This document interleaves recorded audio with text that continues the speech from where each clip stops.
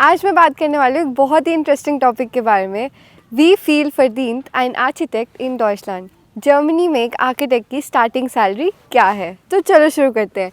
Welcome back to our channel way out with us. अगर आप हमारे चैनल पे न्यू है तो मेरा नाम है Jayati and along with my partner Shubham we create Europe related informative videos and travel content. So before directly diving into the numbers, let's talk about some factors and कुछ चीज़ें जिसके बारे में इस वीडियो में बात करने वाली हूँ that affects the starting salary of an architect. Factors like educational background, work experience, location. I will also भी शेयरिंग आप अपनी आर्किटेक्चरल जॉब्स कहाँ ढूंढ सकते हैं, कौन सी वेबसाइट्स में, and along with this if you're applying through an agency, what to expect. So let's talk about educational background and professional experience. अब हम अपने फर्स्ट केस के बारे में बात करते हैं जिसमें you are just a beginner who has just finished his or her masters from Germany. अब इसमें आपका एजुकेशनल बैकग्राउंड मैटर करता है।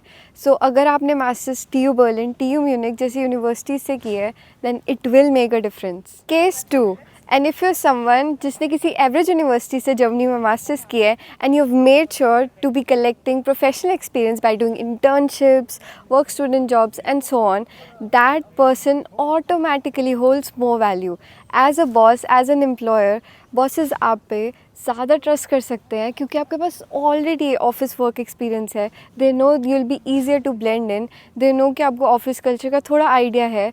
तो ये सब चीज़ें मैटर करती है। एंड ऑल्सो टू ऐड, जिन लोगों ने वर्क एक्सपीरियंस गेन किया हुआ है through internships and work student jobs in German offices, जब ये लोग अपनी मास्टर्स ख़त्म करके जॉब्स अप्लाई करेंगे, आई एम प्रिटी श्योर इनके पास बेटर जॉब कॉन्ट्रैक्ट्स आएंगे from better offices and there is a possibility कि इनकी जो सैलरीज होंगी वो भी बेटर होंगी क्योंकि इनके पास ऑलरेडी वर्क एक्सपीरियंस होगा। So our next point will be where to find architecture jobs. You can look into websites like bownets jobs, LinkedIn, company websites, and there is also one called competitions online. अब ये सब websites मैं personally check करती हूँ, credible है। वैसे websites तो और भी हैं, जितनी देखो उतनी मिलती रहेंगी, पर these are the one that I rely upon. Don't worry, I will be sharing these websites in the description. Our next point is location भी एक बहुत बड़ा फैक्टर है। Cities like Munich, Hamburg, Frankfurt जो कि बिग सिटीज़ हैं यहाँ पे स्टार्टिंग सैलरीज नॉर्मली ज़्यादा होती हैं। अब इसके दो रीजंस हैं, क्योंकि यहाँ की लिविंग कॉस्ट ज़्यादा होती है एंड ऑल्सो यहाँ पे डिमांड ऑफ स्किल्ड वर्कर्स भी ज़्यादा है। बट बिगर सिटीज़ से ये मतलब नहीं है कि सारी बिग सिटीज़ में आपको ज़्यादा सैलरीज मिलने वाली है। यहाँ पे बर्लिन एक एक्सेप्शन है। Berlin being a big city, यहाँ पे स्टार्टिंग सैलरीज कम होती हैं। मोस्टली छोटे टाउन्स, छोटी सिटीज़ में सैलरीज कंपैरेटिवली कम होती है, पर वहाँ पे लाइफस्टाइल भी अफोर्डेबल होता है। Taking a note of that, अब मैं एक कॉन्ट्राडिक्टरी चीज़ के बारे में बात करने वाली हूँ जो मैंने खुद ऑब्जर्व की है and I have been through that. तो जो स्मॉल सिटीज़, स्मॉल टाउन्स में ऑफिसेज होते हैं, they are ready to sometimes pay more salary, higher salary to lure good employees to them, as उनके लिए अच्छे एम्प्लॉयज़ को होल्ड करना थोड़ा हार्ड होता है। And for that they are ready to pay higher salaries to lure you in the offices. Now let's finally dive into the numbers. So Germany में starting salary of an architect depend करती है आपके firm के size पे, location पे, आपके educational background पे end of course work experience पे। बट आई थिंक एक बहुत अंडररेटेड फैक्टर है जो डिसाइड करेगा आपकी स्टार्टिंग सैलरी क्या होगी, which is exposure towards negotiations. आपको नेगोशिएशंस के बारे में आइडिया है नहीं है, how to present yourself, how to enact during a negotiation, जब आप इंटरव्यू में बैठे हैं, वो भी एक बहुत क्रूशियल और इम्पॉर्टेंट स्किल है। And another very important thing जो आपको इंटरव्यू में बैठने से पहले पता होनी चाहिए is how much can you ask for rightfully. आप वही नंबर मांगिए जो आपको लगता है कि मार्केट लेवल पे ऑलरेडी मिल रहा है। तो ये थोड़ा सा बैकग्राउंड नॉलेज आपको ऑलरेडी होनी चाहिए। On average architect graduates expect कर सकते हैं between 32,000 and 40,000 euros per year. Along with this मिलती है आपको 24 to 26 पेड वेकेशन डेज। अब ये 30 डेज़ भी हो सकती है, but it really depends on the offices. Like I said, factors जो मैंने आपको ऑलरेडी पहले बताया, फर्म का साइज़, MNC है कैसी है, इन चीज़ों पर भी बहुत डिपेंड करता है। तो कैसे आप अपनी स्टार्टिंग सैलरी इंक्रीज़ कर सकते हैं वाइल वर्किंग इन जर्मनी और before even applying for a job in Germany, ये रहे कुछ टिप्स। गेन एक्सपीरियंस, ये हम आपको बहुत बार बता चुके हैं कि जब आप मास्टर्स कर रहे हैं आपको इंटर्नशिप्स और वर्क स्टूडेंट जॉब्स करते रहना चाहिए क्योंकि it will ultimately make your resume very strong.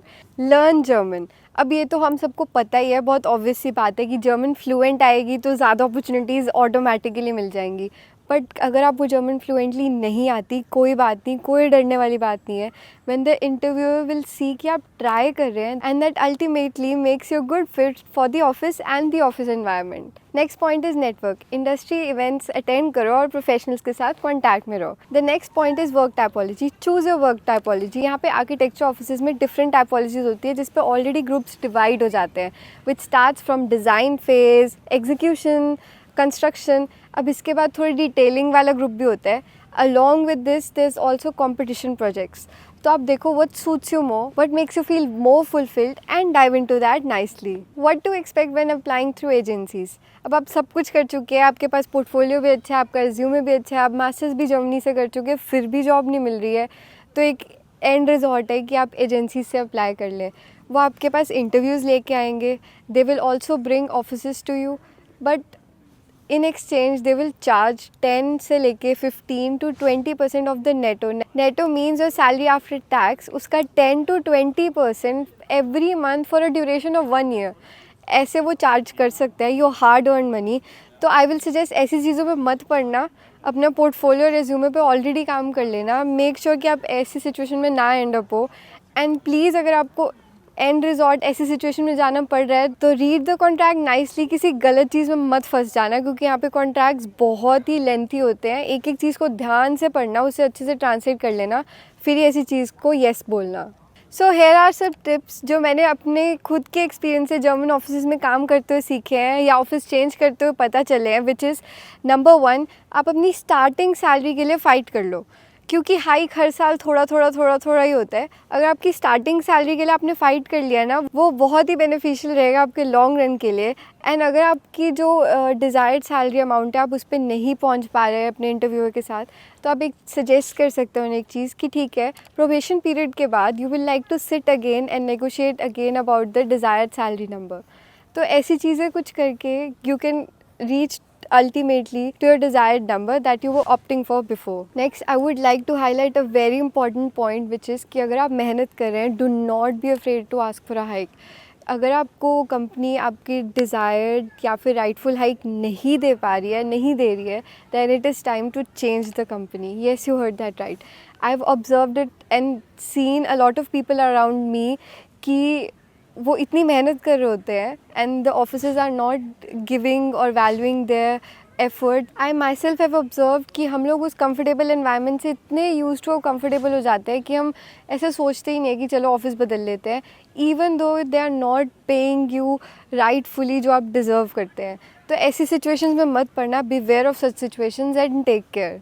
Another thing that I've seen and experienced myself is कि अगर आपकी बॉसेस से कोई बात हुई है, फॉर एग्जांपल किसी बोनस के बारे में, किसी फ्री जॉब टिकट के बारे में, फ्री बाइसिकल्स के बारे में, यहाँ पे जॉब बाइसिकल्स चलती हैं, फ्री ट्रैवल टिकट के बारे में, ये सब चीज़ें please get in written in the contract, क्योंकि लेटर ऑन लोग भूल जाते हैं बड़े ऑफिसेज में and then you end up being in such an awkward situations और बहुत टॉक्सिक हो जाता है. तो ऐसी सिचुएशंस में मत पड़े and take care of these things beforehand. Get everything written.